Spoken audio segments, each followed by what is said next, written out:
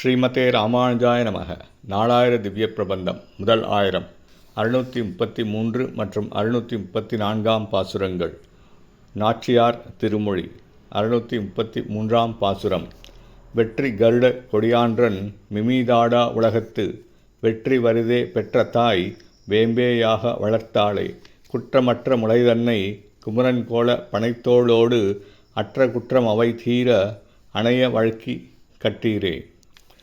வெற்றியை நல்கும் கருடக்கொடியை கொண்டுள்ள எம்பெருமானுடைய ஆட்சி ஆணையை மீற இயலாத இவ்வுலகில் எம்பெருமான் கண்ணபிரானை பெற்ற தாயான யசோதை பிராட்டியார் ஒருவருக்கும் பயன்படாதவாறு வேப்பங்காய் போல் கசக்கும்படி வீணாகவே வளர்த்து வருகிறாள்.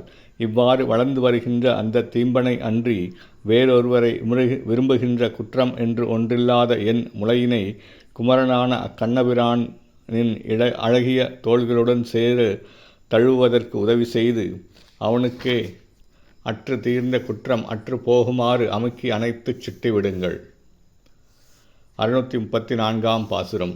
உள்ளே உருகி நைவேனை உளலோ இளலோ வெண்ணாத கொள்ளை கொள்ளிக் குரம்பனை கோவர்தனனை கண்டால் கொள்ளும் பயனொன்றில்லாத கொங்கை தன்னை கிழங்கோடும் அள்ளிப் பருத்திட் அவன் மார்பில் எருந்தின் அழலை தீர்வேனே.